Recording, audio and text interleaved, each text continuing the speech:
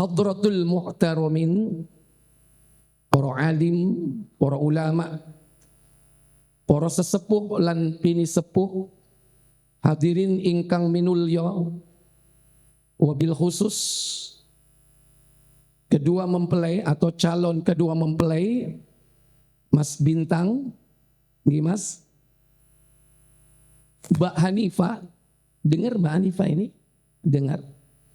Keluarga besar dari kedua mempelai, baik mempelai pria dan mempelai laki-laki, seluruh undangan yang dirahmati Allah Jalla wa'ala. Tidak lama lagi Bapak Ibu Saudara-saudari sekalian, kita akan menyaksikan satu prosesi agung yang disebut dengan akdun nikah, yang merupakan akad yang setara dengan perjanjian para nabi dan Allah Jalla wa'ala, yang disebut dengan mitsaqad ghalidha, perjanjian yang agung. Oleh karena itu perjanjian ini ringan di lidah, tapi konsekuensinya besar. Maka kehadiran Bapak Ibu di tempat ini atas izin Allah sudah tercatat di Lauhul Mahfuz. Yang paling pokok dan utama menyaksikan prosesi itu dan kemudian mendoakan kedua mempelai nanti menjadi hamba Allah Tabaraka wa Ta'ala yang dimudahkan untuk mengarungi bahtera rumah tangga. Bapak Ibu Saudara-saudari sekalian yang dirahmati Allah Jalla wa'ala, nikah merupakan ibadah yang pertama mencemurnakan agama, karena separuh dari agama kita itu ada pada nikah. Yang kedua, ibadah nikah ini ibadah seumur hidup. Maka niatkan untuk ibadah bukan hanya membangun rumah tangga di dunia, tapi juga sampai kelak bertemu di akhirat. Maka slogannya sehidup jangan semati. Nek mati lo gak kira melo. Yang betul sehidup sesurga. Sehidup di dunia, di surga bertemu dengan keluarga. Itu cita-cita besar kita. Makanya nikah bukan hanya orientasi dunia, tapi orientasi kehidupan akhirat. Maka landaskan niat kita semata-mata karena Allah Jalla wa'ala dalam rangka melaksanakan sunnatullah. Tadi sudah dibaca ayatnya. Merupakan sunnatullah. Karena satu dengan yang lain diawali dengan litaskunu ilaiha, yaitu saling cenderung, senang, suka. Kemudian diikat dengan pernikahan, akdun nikah. Berarti secara syar'i sah. Insya Allah menurut kenegaraan syah. Kemudian setelah itu waja'ala bainakum mawaddatan wa rahmah. Baru setelah nikah Allah jadikan di antara keduanya itu mawaddah wa rahmah. Apa mawaddah? Cinta. Apa wa rahmah? Kasih sayang. Ini merupakan cita-cita kita dunia akhirat. Tumbuhnya cinta terus berkorbar sampai kematian kita. Kalau seandainya cinta fisik sudah luntur, tapi ingat kasih sayang harus tetap ada. Jangan sampai rahmah itu hilang. Mungkin barangkali pernah kita lihat aki-aki ninen-ninen, wong loro gandengan, bandulan wong loro, itu karena rahmat yang Allah curahkan. Dan itu hanya diberikan kepada mereka orang-orang yang memenuhi persyaratan. Pertama, iman. Kedua, takwa. Maka keluarga akan diberkati oleh Allah Jalla wa'ala apabila anggota keluarganya, suami, istri beriman dan bertakwa kepada Allah Jalla wa'ala. Kata Allah, walau anna ahlal qura amanu wattaqau lafatahna alaihim barakatim minas sama'i wal ard. Sekiranya penduduk suatu negeri, skup yang luas, skup terkecil al-usra, yaitu keluarga.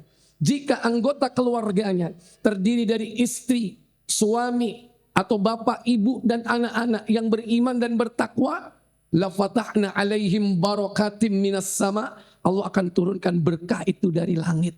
Wal ardi, dikeluarkan dari bumi. Meskipun rizki mungkin dalam ukuran manusia sedikit, tapi yang lebih penting adalah berkah. Oleh karena itu, jangan lupa landaskan semua itu dengan iman dan ketakwaan kepada Allah Jalla wa'ala. Mas Bintang sudah siap menjadi seorang suami? Insya Allah. Maka selalu minta kepada Allah pertolongan. Tanpa pertolongan Allah, kita tidak akan mampu. Selalu bermohon, bermunajat kepada Allah Jalla wa'ala. Minta pertolongan dan kekuatan darinya. Jangan lupa setiap saat, setiap hari, untuk tetap menegakkan perintahnya dan tinggalkan larangan-larangannya. Dari situlah insya Allah, Allah akan menjaga keluarga kita. Antum tidak lama akan menjadi seorang suami yang akan berkewajiban memberikan nafkah kepada istri. Makanya antum dilebihkan oleh Allah. Kata Allah, ar-rijalu qawwamuna 'alan nisa bima faddalallahu ba'dhum 'ala ba'd wa bima anfaqu min amwalihim. Laki-laki itu adalah qawwamun 'alan nisa, yaitu pemimpin atas wanita. Ibnu Katsir menjelaskan tentang apa makna qawam. Ada 4 kriteria, Mas Bintang. Laki-laki itu qawam, pertama, dia sebagai rois, pemimpin, leader. Maka jangan sampai di keluarga istri yang memimpin. Wal'iyadu billah, akan jadi kehancuran. Yang kedua, kabirun, yaitu orang yang dihargai, dihormati. Ibarat dia pembesar, maka harus dihormati seorang suami. Apapun keadaannya, sekalipun suatu saat gaji laki-laki lebih kecil dari wanita, atau kedudukan seorang lelaki secara status sosial lebih kecil daripada wanita, tetap dia kabirun yang harus dihargai dan dihormati. Yang ketiga, hakimun alaih, yaitu sebagai hakim yang memutuskan perkara. Segala urusan rumah tangga diputuskan oleh yakni laki-laki sebagai kepala keluarga. Kemudian yang keempat, mu'addibun. Fungsi daripada laki-laki itu sebagai orang yang memberikan tarbiyah, memberikan adab kepada istri. Makanya selalu memberikan pengajaran, memberikan pendidikan, memberikan nasihat, tapi tetap dengan sabar dalam memberikannya. Nabi mengingatkan kita, wastausu bin nisa'i khaira, bijaksanalah kalian dalam membimbing wanita. Kenapa? Fa innal mar'a khuliqat min dila. Karena wanita itu diciptakan dari tulang rusuk.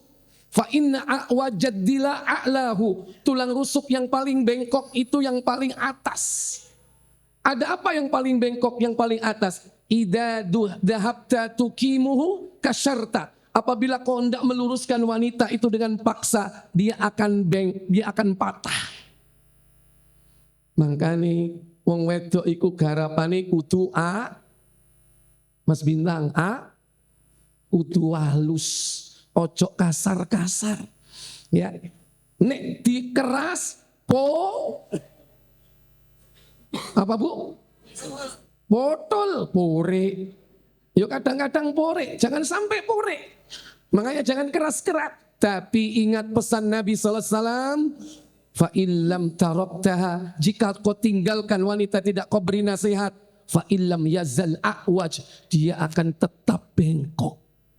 Wastausu bin nisa'i khaira, makanya Nabi mengingatkan bijaksanalah dalam membimbing wanita. Itulah makna qawam. Kemudian kita dilebihkan oleh Allah sebagai laki-laki. Kenapa? Karena kita memberikan nafkah atas wanita. Jangan lupa Mas Bintang, antum akan menjadi seorang kepala keluarga yang wajib memberikan nafkah. Kata Nabi, antut ibaha idza ta'imta. Beri dia makan seperti yang kau makan. Jangan dibedakan. Nek sing lanang mangan enak, sing wedok kudu mangan enak. Sing lanang mangan nang jopo nasi padang, ojo sampai sing wedok nang omah peteng ya. Apa sego mbek kecap. Jadi sama Antut'imaha idza ta'imta wa taksuaha idza tasaita. Dan beri dia pakaian seperti yang kau pakai. Jangan dibedakan. Kalau yang laki pakaiannya kelas mall, kelas CTP, sing wedok juga kelasnya sama. Jangan sampai yang perempuan kelasnya pasar wiyong, jangan sampai. Wa taksuaha idza tasaita awik tasabta. Apa kata Nabi? Dan berikan sesuatu yang kau peroleh. Kalau kita dapat sesuatu, bawa pulang. Ingat istri dan anak. Jangan dimakan di tengah jalan. Jika kau mendapatkan sesuatu. Kemudian, Nabi SAW mengatakan, wala tadribil wajah. Jangan memukul wajahnya. Sekalipun di dalam Al-Quran ada syariat. Yaitu menasihati jika mentok tidak mampu. Kemudian watribuhunna fil madaji. Yaitu pisak ranjang. Kalau ini pun tidak berubah, maka Nabi Allah Jalla wa'ala mengatakan dalam surah tersebut, watribuhun, pukullah dia, tapi jangan sampai kita memukulnya. Walaupun Nabi SAW beliau mengatakan, wala tadribil wajah, jangan kau pukul wajahnya. Nabi seumur hidup belum pernah memukul istrinya. Ikhwatal iman, para bapak saudara sekalian yang dirahmati Allah Tabaraka wa Ta'ala. Di antara kita sebagai seorang ayah yang memiliki tanggung jawab besar, yaitu untuk mendidik anak-anak kita. Jangan lupa doa setiap saat. Nanti kalau kita diberikan oleh Allah karunia anak, setiap saat jangan lupa berdoa agar kita dikaruniai anak-anak yang akan menjadi generasi penerus kita, yakni berdoa kepada Allah Jalla wa'ala dengan doa yang diajarkan oleh Nabi Ibrahim kepada kita. Rabbi habli minas salihin. Yang kedua, doa yang diajarkan Allah kepada ibadur rahman dalam surah Al-Furqan 74. Rabbana hablana min azwajina wa durriyatina qurrata a'yun waj'alna lil muttaqina imama. Tapi yang lebih penting dari semua itu, wahai Mas Bintang, agar doa kita tidak ditolak oleh Allah Jalla wa'ala. Jangan sampai membawa makanan, minuman, pakaian yang haram. Karena itu yang akan menghancurkan doa-doa kita.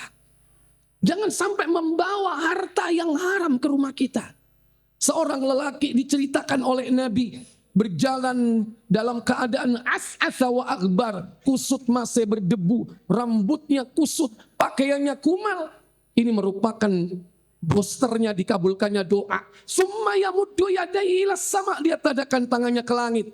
Tapi apa kata Nabi? Famat amuhu haram, makanannya haram. Wa masyrubuhu haram, minumannya haram. Wa malbasuhu haram, ternyata pakaiannya dari yang haram. Wa ghuttiya bil haram, kemudian dia diasuh dengan harta yang haram. Kata Nabi, fa anna yustajabulah, bagaimana mungkin doanya dikabulkan?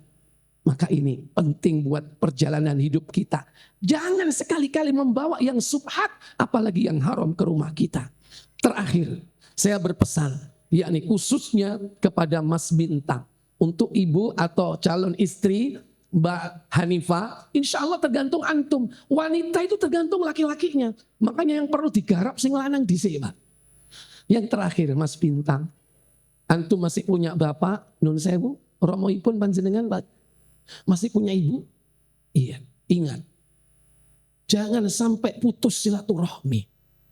Bahkan kedua orang tua bagi seorang lelaki itu lebih utama daripada istri dan anak-anaknya.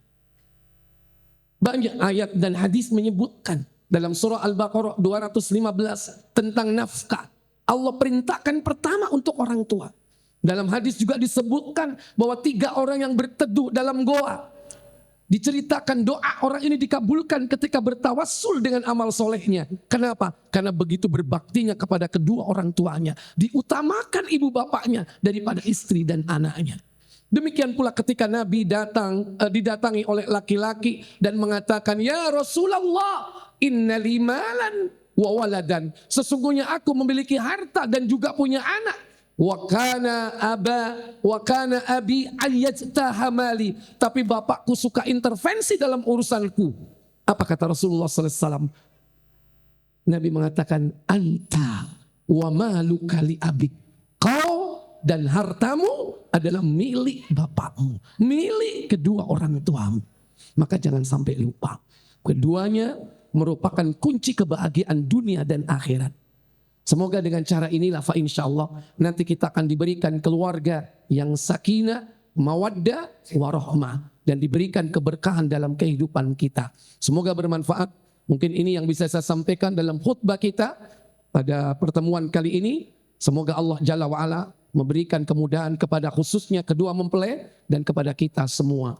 Wa akhiru da'wana walhamdulillahi rabbil alamin. Aqulu qawli hadha wastaghfirullaha li wa lakum wa lisairil muslimina wal muslimat fastaghfiruh innahu huwal ghafurur rahim. Astaghfirullah.